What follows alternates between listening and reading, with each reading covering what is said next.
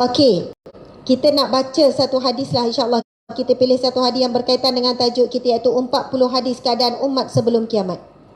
Saya pegang satu buku yang sangat bagus. Saya tak tahu buku ni ada jual tak? Ada jual. 40 hadis keadaan umat sebelum kiamat.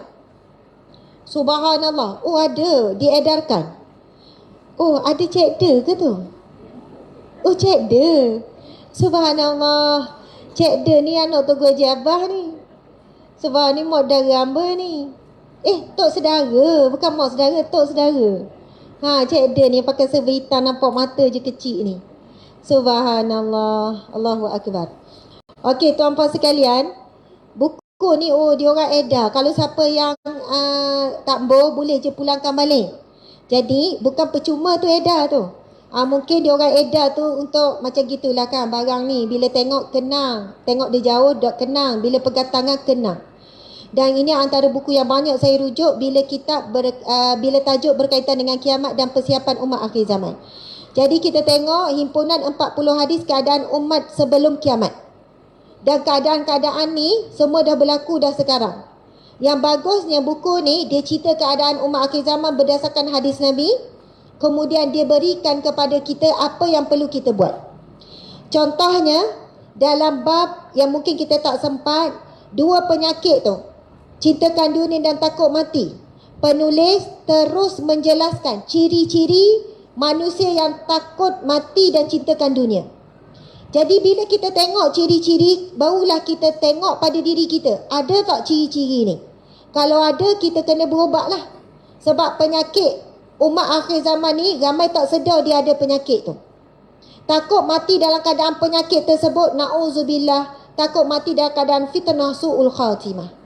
Jadi kita akan terus pergi kepada hadis yang kedua.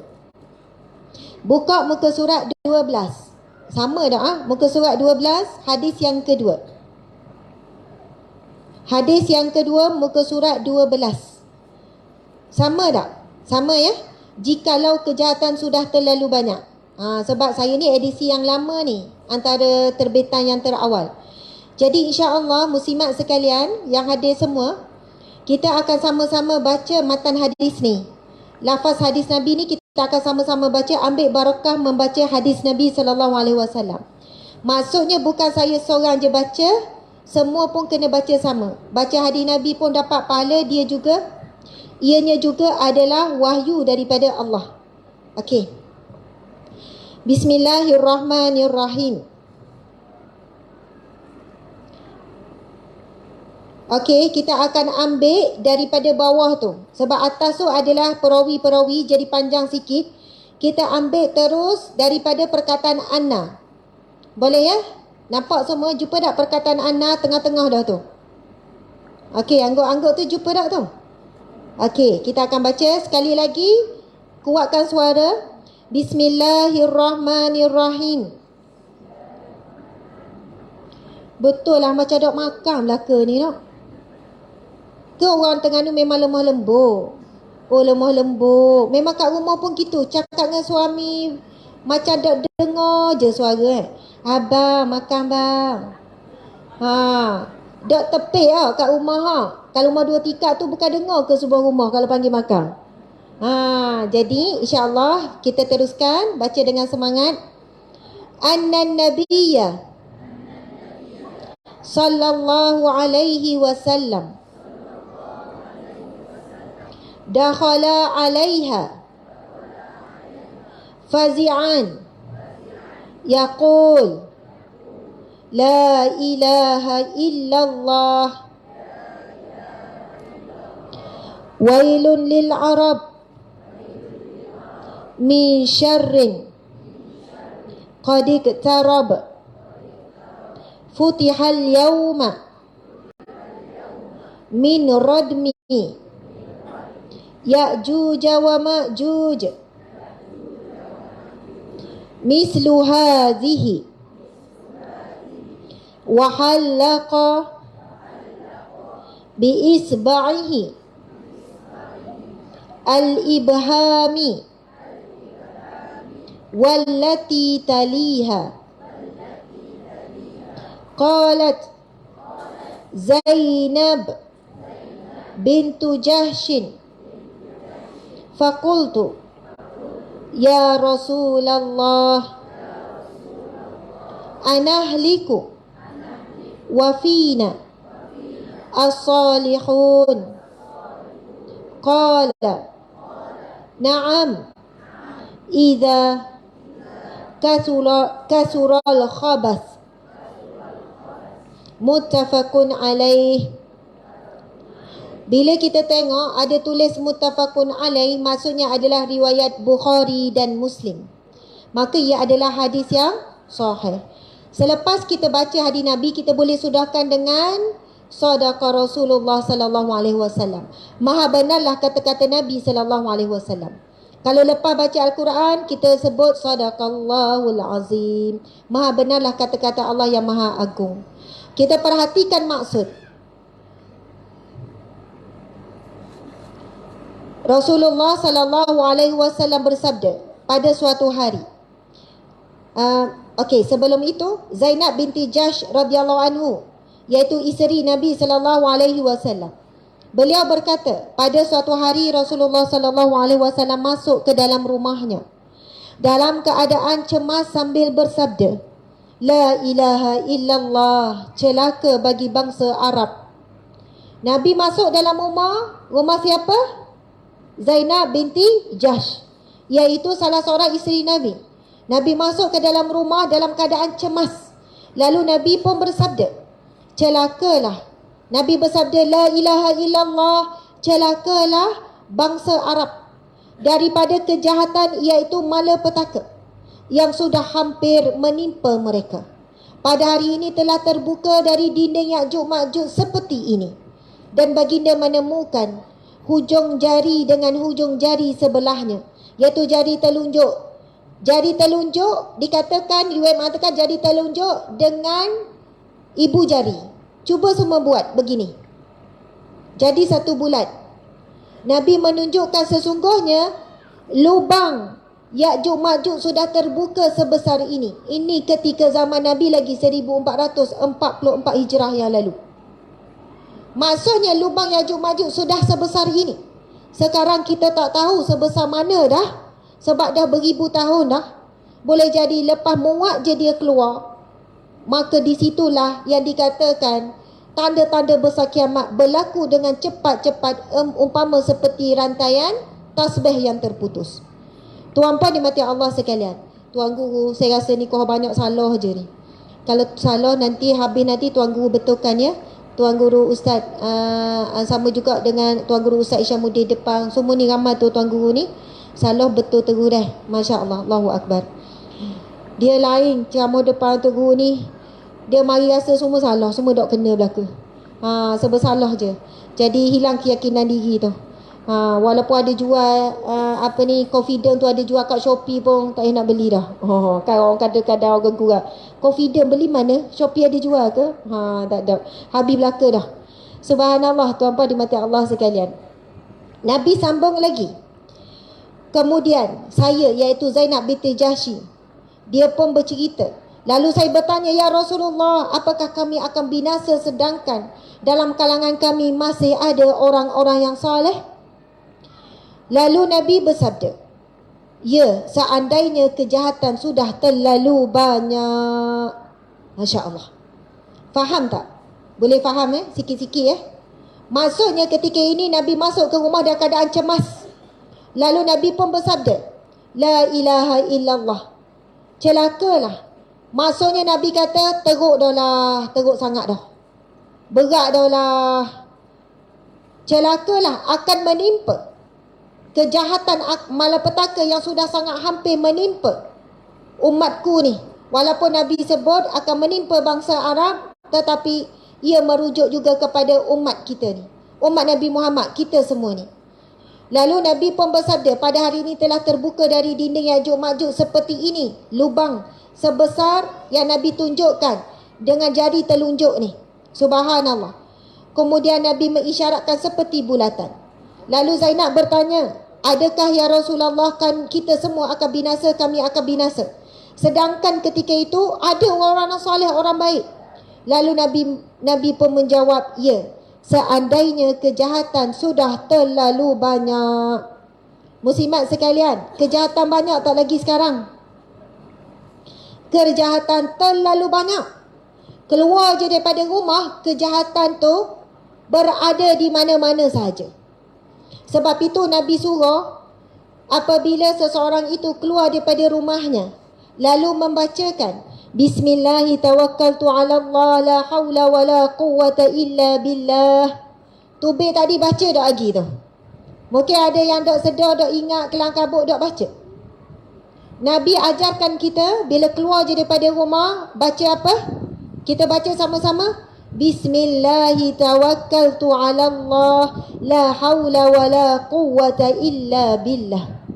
Nabi bersabda, barang siapa yang keluar daripada rumah lalu dia membaca lafaz tadi tu, maka dia akan dikatakan kepadanya, kamu diberikan petunjuk, kamu diberikan perlindungan dan kamu diberikan kecukupan. Lalu syaitan yang dengar kita baca ni, dia pun gosip sesama dia. Dia pun berkatalah syaitan sesama mereka, tidak ada peluang lagi bagi kita untuk mengganggu hamba Allah ini, untuk mengganggu si fulan ini. Sebab dia dah dapat 3 perkara. Dia dapat perlindungan, dia dapat petunjuk dan dia dapat kecukupan daripada Allah. Sebab apa bila keluar pada rumah kita dituntut baca doa ini? Dan kenapa bila keluar pada rumah sunatnya kita keluar kaki kiri? Nak masuk rumah sunat masuk kaki kanan. Nak keluar rumah macam-macam doa yang Nabi ajar. Sebab apa bila keluar je daripada rumah sebenarnya kita terdedah kepada pelbagai fitnah, terdedah kepada pelbagai tipu daya. Kita bila masuk rumah dengan bagi salam, baca doa, syaitan tak boleh masuk rumah kita. Sebab itu bila masuk rumah kita masuk tangan kaki kanan. Sebab tempat paling selamat adalah di rumah kita. Sebab itu digambarkan di akhir zaman bila keluar Ya'juj Ma'juj, keluar Dajjal semua, dipesan kepada para lelaki, diamkan isteri dengan anak-anak tu di rumah. Sebab kat rumah tu lah tempat paling selamat. Bila keluar saja pelbagai fitnah, ujian mata, ujian telinga, ujian perkataan lidah, ujian kaki nak melangkah ke mana. Masya Allah, Allahu Akbar. Maksiat bermaharajalela. Orang-orang yang bersungguh-sungguh menyebarkan keburukan bermaharajalela. Di manakah tempat yang selamat, tuan-puan sekalian? Antara tempat-tempat yang selamat adalah seperti Darul Atik ni. Ini bukan saya nak kempen Darul Atik. Oh Ustazah, patutlah dia nak sapa ke poin tu. Mana-mana madrasah, mana-mana pusat pengajian, mana-mana tempat yang menghidupkan majlis-majlis ilmu, itulah tempat yang paling selamat, bahkan akan dilindungi daripada gangguan Dajjal sekalipun. Kalau kita baca kitab ini sampai hujung, kita akan jumpa siapakah golongan yang selamat daripada Dajjal. Dan Dajjal tak boleh nak ganggu dia. Dajjal tak boleh nak musnahkan dia. Bahkan ada kisah bagaimana seorang pemuda yang beriman telah dibunuh hidup balik dan sebagainya.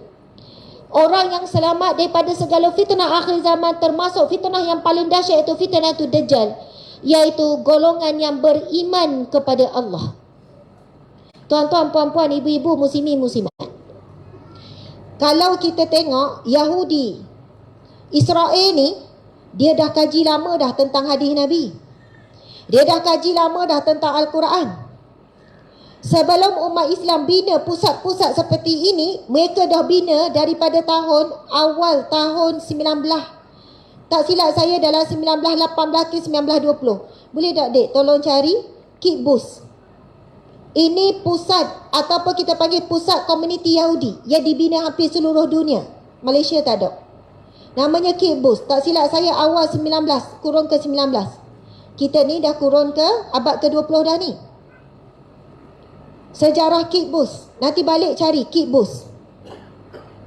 Kibbutz ni adalah pusat operasi, pusat komuniti Yahudi.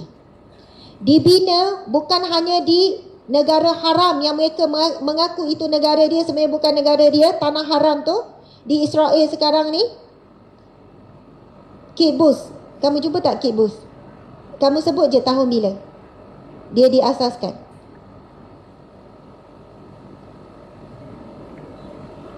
Ada jumpa? Ustaz tahu? Oh, baru dengar. Subhanallah. Kibus ni adalah satu kita panggil kompleks daripada tahun 1909. 1909. Siapa lahir tahun ni? Kalau siapa lahir tahun ni, umur dia dalam 120 tahun lah, 130 tahun lebih kurang. 120 tahun lebih kurang, 120 tahun lebih. Tuan-puan sekalian, Yahudi ni dia punya bijak, dia bina kompleks namanya kibbutz ni, bukan satu, banyak, mungkin puluh, mungkin ratus.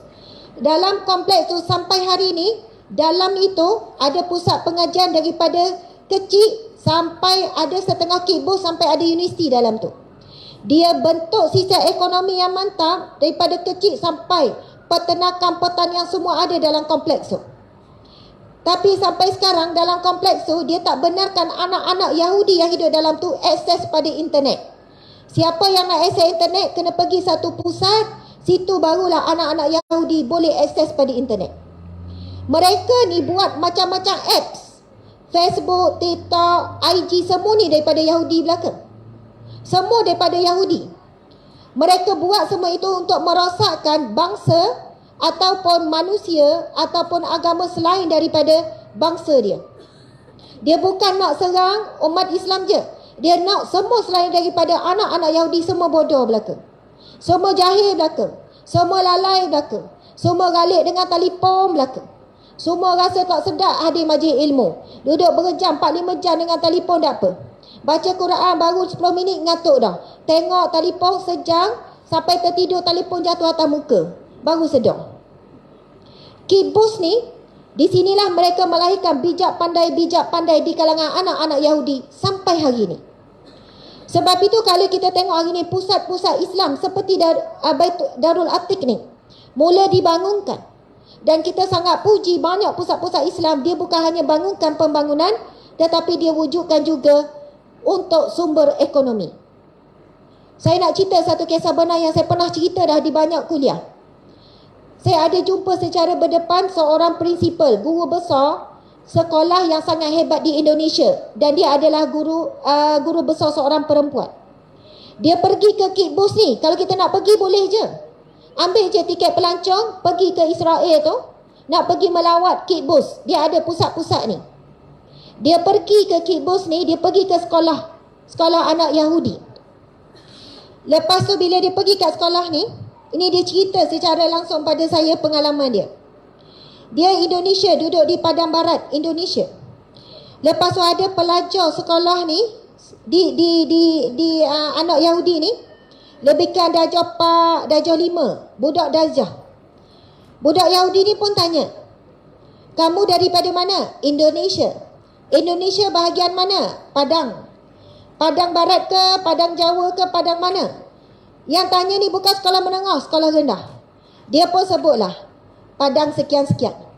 Lalu budak ni, anak Yahudi yang baru darjah 4, darjah 5 ni pun berkata, baik, tempat kamu ni bentuk muka buminya berbukit-bukit. Dari sudut suhunya, purata suhu sekian-sekian. Sumber ekonomi kamu ialah sekian-sekian. Satu hari nanti, saya akan menguasai tempat kamu.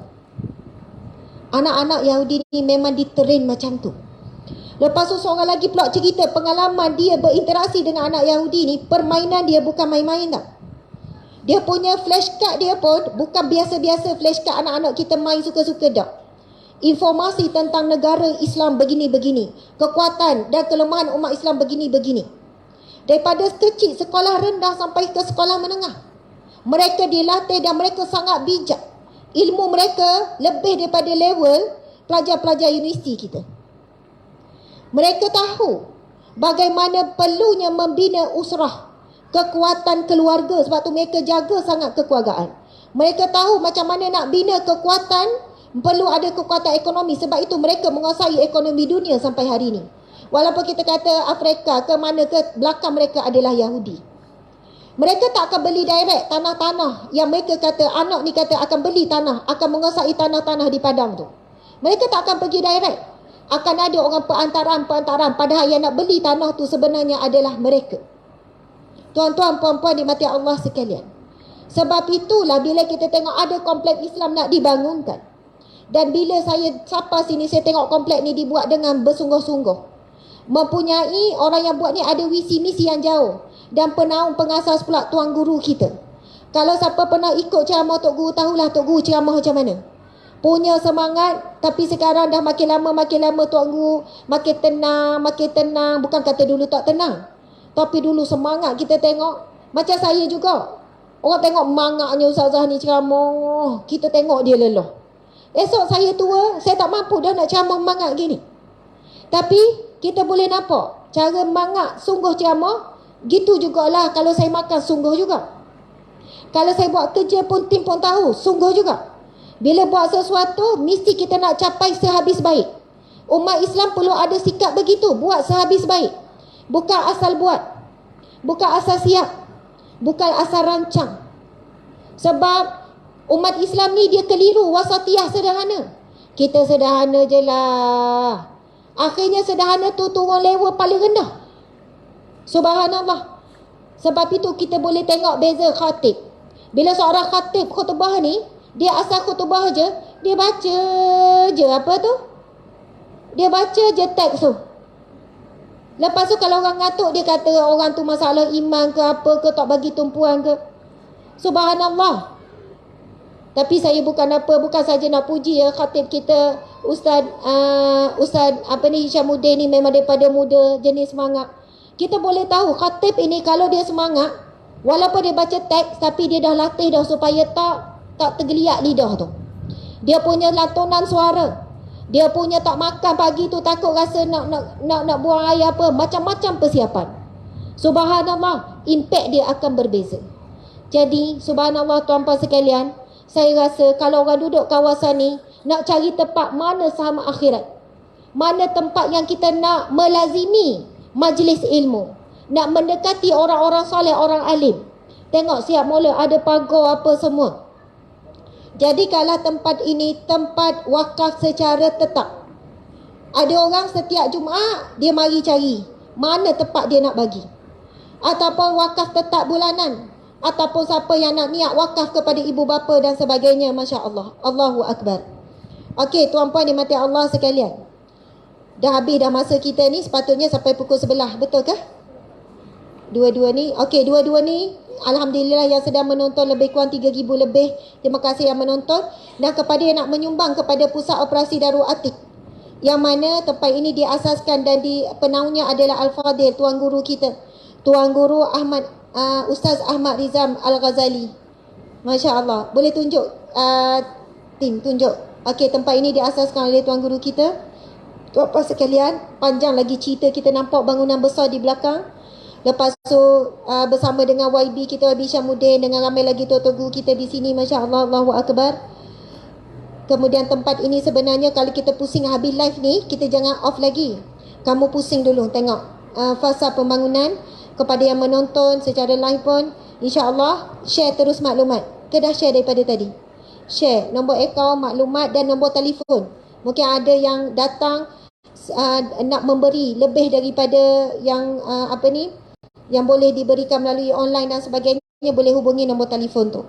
Subhanallah, muslimin muslimat mati Allah sekalian, di penghujung ni Allahu Akbar, kita dah sampai penghujung, kesudahan dah pukul 11 pagi dah ni, daripada pukul 9.30. Minta maaf suara saya yang sangat tinggi, mungkin jadi kurang hormat sikit pada Tok Guru, minta maaf banyak Tok Guru. Walaupun kita sempat baca sebelah pula. Sebenarnya nak sebut, kita sempat baca satu hadis je. Kalau nak perhabis 40 hadis dah habis, sampai malam pun dah habis ni. Berapa hari pun dah habis ni. Kesimpulannya, belilah buku ni. Kesimpulannya. Balik buat sesi pengajian dalam rumah. Baca. Sebab himpunan hadis tentang keadaan umat sebelum kiamat ni adalah antara ilmu yang wajib umat akhir zaman belajar. Supaya kita boleh kenal pasti sama ada diri kita, ada tak penyakit-penyakit, fitnah-fitnah tipu daya umat akhir zaman ni. Dan dalam kitab ini, buku kecil ini, naskah ni pun, dia berikan juga bagaimana cara kita untuk menghadapi fitnah-fitnah akhir zaman ni. Masya Allah. Dan sebelum kita serahkan kembali kepada Al-Fadil, kita minta Tok Guru kita bagi khulasah lah. bagi khulasa sikit Tok Guru ya, insya-Allah. Kita nak membacakan, nak berkongsilah satu doa yang Nabi ajarkan kepada kita. Yang mana doa ni saya rasa ramai dah kita tahu, tapi kadang kita lupa dan kita tak beramal. Dan ini doa yang berkait langsung dengan kita umat akhir zaman. Dan doa ini tuan-puan sekalian, Nabi dalam hadisnya, Nabi menyuruh kita membaca sebelum kita bagi salam. Dalam solat sebelum bagi salam. Jadi lepas baca tahiyat tu, innaka hamidum majid, jangan terburu-buru bagi salam. Antara waktu mustajab doa dalam solat dua tepat. Ketika sujud, bukan sujud akhir saja, semua sujud mustajab. Kalau solat jemaah, janganlah setiap sujud jadi lama, nanti kita terpisah dengan imam. Jadi kadang tu kita lama sikit sujud terakhir, doalah satu dua doa, Rabbana atina ke, Rabbi fili ke, boleh.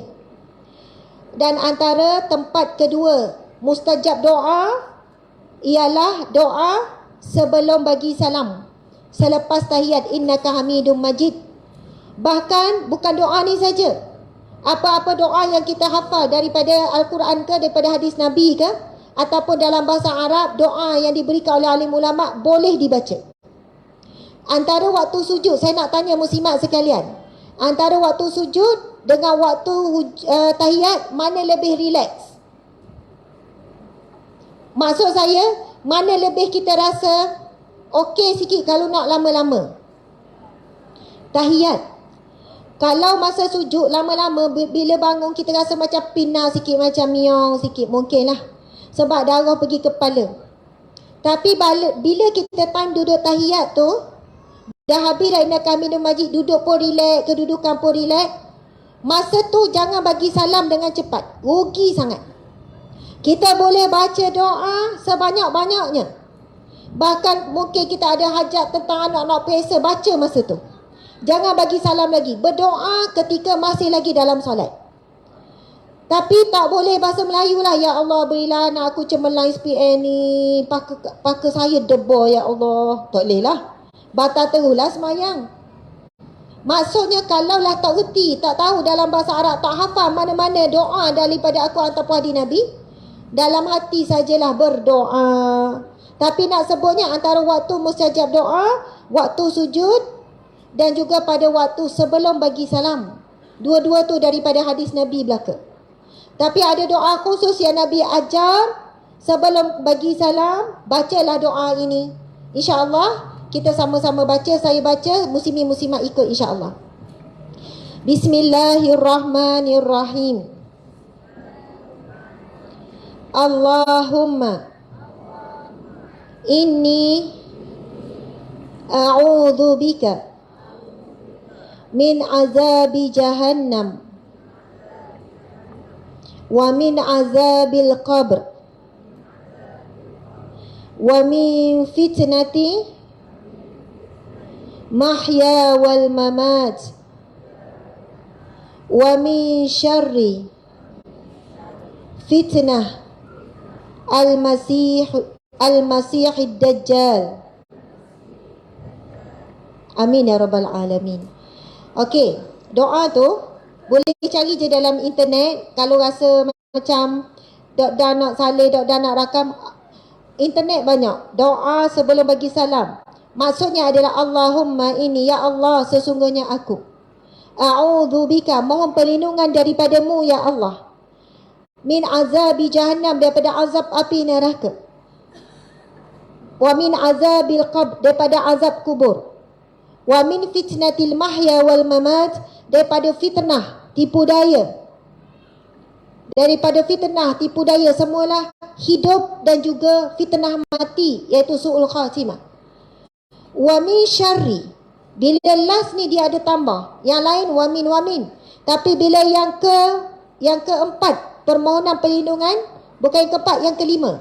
Yang pertama berlindung azab neraka, yang kedua berlindung azab kubur, yang ketiga berlindung daripada fitnah hidup, yang keempat berlindung daripada fitnah mati, dan yang kelima wa min syarri, dan daripada kejahatan fitnah al-masih dajjal. Dajjal al-masih. Pasal perkataan al-masih, jadi keliru. Kenapa Isa Al-Masih, Dajjal pun Al-Masih? Sebab nanti Dajjal akan mengakui bahawa dirinya adalah utusan Tuhan, wakil Allah. Bahkan dia menawarkan apa yang manusia-manusia nak, gambaran seperti syurga. Jadi dia akan kelirukan dirinya dengan Isa Al-Masih. Ada lagi lah penjelasan. Tuan-puan dimati Allah sekalian, doa ini kalau kita amalkan setiap kali salat, sebelum bagi salam, baca doa ni, insya-Allah Allah akan pimpin, Allah akan tuntun hidup kita ni sentiasa berada di jalan kebenaran. Sebab kita minta 5 perkara yang paling kita takut. Paling kita takut bukan bankrupt. Paling kita takut bukan suami nak nikah 2, nak nikah 3, walaupun memang takut pun. Paling kita takut memang banyak ketakutan dalam hidup kita. Tetapi hakikat sebenarnya roh kita, diri kita, hakikat sebenarnya paling takut 5 perkara ni. Azab api neraka, azab kubur, fitnah hidup, fitnah mati, dan juga Dajjal. Dan kelima-lima ini Nabi suruh kita minta ketika dalam solat, bukan selepas solat. Kalau terlupa dah bagi salam, nak gana terlupa, bacalah lepas solat. Bukannya bila dah terlupa, tak apalah nak gana terlupa, tunggu solat kayak gini lah. Boleh je baca bila masa, tetapi dituntut baca pada waktu yang Nabi sarankan tersebut. Subhanallah, mudah-mudahan mendapat manfaat, boleh beramal dengan amalan tu. Usahalah hafal. Ramai di kalangan kita ni malah nak mengapa. Dia buat alasan, mocik dah tua dah, ustazah dah ngapa dah ingat. Jadi dok sudah semayang kalau dok. Allahumma ini nanti dok sudah semayang ustazah. Tuan-puan sekalian, Allah bagi kita akal, sebenarnya ada kekuatan yang kita tak gunakan. Allah akan beri kita mudah bila kita nak hafal Quran. Mula je payah, sebab sel-sel otak belum berhubung. Tetapi bila kita nekat berdoa, ya Allah nak hafal doa ni, nak hafal ni, ya Allah, Allah akan bantu. Kita boleh ingat kok peristiwa-peristiwa sedih waktu laki kita buat, kita duk ukit semua. Kita boleh ingat banyak benda. Janganlah kita buat alasan awal lagi, surrender awal lagi. Saya jumpa ramai mokcik-mokcik 60-70, alhamdulillah ustazah, mokcik boleh hafal doa tu. Tak suka boleh hafal. Ada nekat, ada kesungguhan, ada usaha. Kalau benda yang baik macam ni, pasti, bukan kalau, pasti Allah akan bantu. Pasti Allah akan berikan pertolongan. Kalau kita tak mampu hafal ni, tak usah cerita panjang lah. Pasal nak syurga, nak selamat api neraka, nak hafal doa yang Nabi ajar pun malah macam-macam alasan. Tapi bayangan tu hidup seronok kat syurga. Jangan kita hidup dengan angan-angan. Sebab ramai orang berangan-berangan, ia tak boleh pun. Ia boleh sebaliknya. Hidup mesti dengan impian. Sebab orang yang ada impian, cita-cita, dia akan buat sungguh-sungguh untuk capai impiannya. Wallahu alam. Pembebelan ya, bebel. Mohon sentak, mohon terasa. Masya Allah, Allahu Akbar. Mohon maaf saya silap. Terima kasih banyak-banyak. Wabillahi taufiq wal hidayah.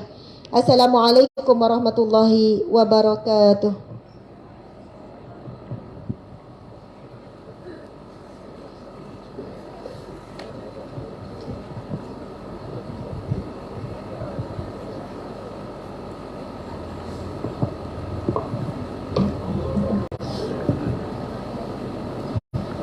Waalaikumsalam warahmatullahi wabarakatuh. Terima kasih diucapkan kepada Yang Berbahagia Ustazah Asma binti Harun di atas perkongsian yang diberikan kepada kita sebentar tadi. Moga-moga dapat kita ambil dan dapat kita amalkan insya-Allah. Dan kita akan terus dipayungi oleh rahmat juga maghfirah daripada Allah Subhanahu wa taala. Dan seterusnya majlis menyebut dan persilakan Yang Berhormat Al-Fadhil Ustaz Syamuddin bin Haji Abdul Karim untuk ke pentas bagi menyampaikan cenderar hati kepada Yang Berbahagia Al-Fiddalah Ustazah yang menyampaikan ceramah pada pagi ini insya-Allah. Saya diminta untuk mempersilakan Yang Berhormat lah kerana meraihkan Yang Berhormat berada di sini insya-Allah. Moga-moga pertemuan kita dan juga ukhuwah yang ada pada ini dapat kita pelihara hingga ke syurga Allah Subhanahu wa taala insya-Allah.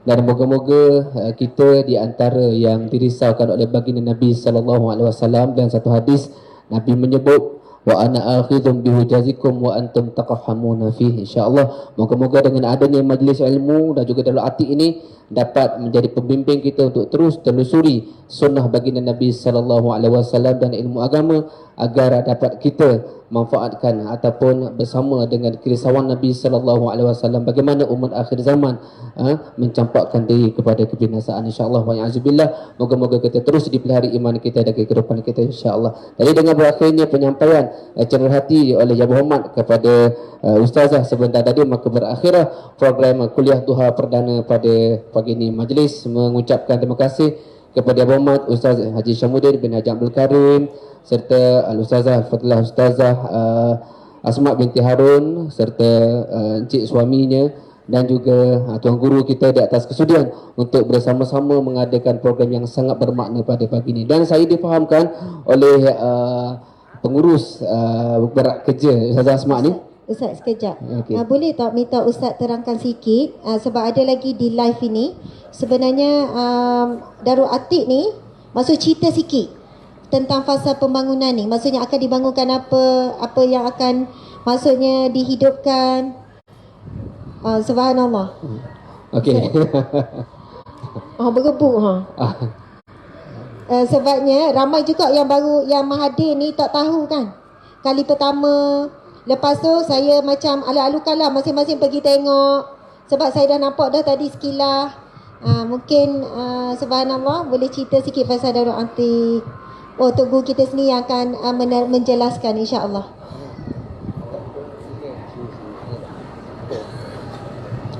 Alhamdulillah. Seperti yang semua muslimat dan semua yang hadir dapat lihat, sebenarnya daripada awal pembinaan madrasah ini, Darul Atik Dawah Center, pertama sekali kami baru terima wakaf ini dalam setahun.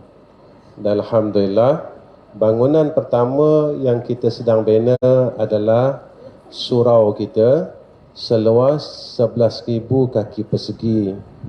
Orang tanya saya, Ustaz, kenapa Ustaz buat surau dulu? Saya kata, saya ikut macam mana Nabi buat. Sewaktu hijrah Rasulullah ke Madinah, perkara pertama yang Nabi dirikan adalah masjid. Jadi saya ikut apa yang Nabi buat.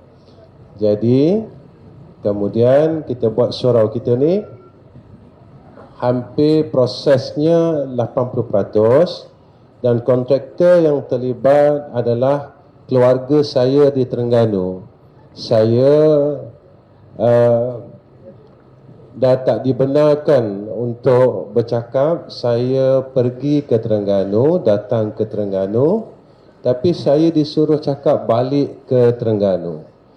Jadi yang terlibat dalam gerak kerja Darul Atik Dawah Center adalah keluarga saya di sini, dan prosesnya 80%, dan mengikut yang bertanggungjawab kita masih memerlukan dalam 400,000 lagi untuk finishing keseluruhannya bangunan ini. Dan selepas kita bina surau ini siap, kita akan bina pula asrama 2 blok seluas 11,000 kaki persegi juga. Kemudian kita akan bina tempat makan, kantin dan beberapa bangunan lain. Jadi itu saja penjelasan daripada saya. Dan cuma satu je, jika surau ini siap 100%, kita Darul Atik Dakwah Center akan buka surau ini kepada seluruh musafir yang lalu, yang nak semayang, yang nak mandi, yang nak iktikaf. Kalau masjid kita tak cukup nak tampung, kita alu-alukan semuanya kemari. Yang nak balik daripada Kelantan, Terengganu ke Kelantan, boleh singgah ke madrasah kami. Nak mandi, nak tidur, kami buka untuk semua umat Islam. Mudah-mudahan, akhir kata dari saya, harta, wang ringgit yang semua orang telah berikan, mudah-mudahan menjadi asbab untuk kita semua masuk syurga Allah. Sebab apa yang kita buat adalah untuk buat baik dengan semua orang. Percayalah, kalau kita buat baik masa hidup ni dengan semua orang, besok Allah akan buat baik dengan kita di yaumul akhirah. Itu saja dari saya. Wa akhir kalam. Assalamualaikum warahmatullahi wabarakatuh. Waalaikumsalam warahmatullahi taala wabarakatuh. Terima kasih kepada Tuan Guru Haji Ahmad Rizal Ghazali di atas penerangan sedikit sebanyak yang diberikan berkenaan dengan pembinaan di Darul Atik ini, insya-Allah. Jadi surau kat belakang ini insya-Allah memerlukan lebih kurang 400,000 lagi dan seterusnya akan bergerak kepada fasa-fasa seterusnya, insya-Allah. Jadi moga-moga yang hadir pada ini dapat memberi sumbangan dan juga terus menyumbangkan doa kepada semua yang terlibat ini, insya-Allah. Dan saya dimaklumkan tadi oleh pengiring yang bahagian Filah Ustazah, kerana Ustazah nak bergerak ke tempat lain pula, katanya ada program yang perlu dihadiri. Saya tak pasti, rasanya tak ada sesi bergambar hari ni kot. Minta maaf lah banyak-banyak, insya-Allah. Saya bagi pihak majlis memohon jutaan kemaafan atas kekurangan yang mungkin ada hajat nak bergambar pada pagi ni dengan Ustazah. Tapi oleh kerana Ustazah kena bergerak lebih awal untuk ke destinasi seterusnya, dan katanya akan bergerak balik ke Nogori pula lepas pada ni. Jadi kita harapkan masing-masing memahamilah ya. InsyaAllah untuk perjalanan Ustazah diberikan kemudahan oleh Allah SWT. Mewakili pihak majlis merakamkan jutaan terima kasih kepada semua yang hadir, sama ada yang di live ataupun dan di sini, insya-Allah moga semuanya diberikan ganjaran oleh Allah Subhanahu Wa Taala. Dan mana-mana yang belum dapat makanan boleh dapatkan di meja belakang sana di sebelah kiri, di sebelah kanan pentas, insya-Allah. Jadi sebelum balik dapatkan makanan yang disediakan oleh Ustia sebagai menghargai dan juga meraihkan kunjungan tuan-tuan dan puan-puan pada majlis ataupun doha perdana yang diadakan pada hari ini, insya-Allah. Jadi akhir kalam saya dapat mewakili majlis yang baik daripada Allah Subhanahu Wa Taala, yang kelemahan daripada kelemahan diri saya sendiri, insya-Allah. Assalamualaikum warahmatullahi taala wabarakatuh. Sebagaimana yang kita maklum tadi, kalau boleh beri laluan sikit, insya-Allah. Gini, sebenarnya habis program ni pukul 3 ni ada segi program kat masjid mana tahu? Lepas tu lepas asar saya bertolak balik ke Kuala Lumpur. Lepas tu pagi esok mari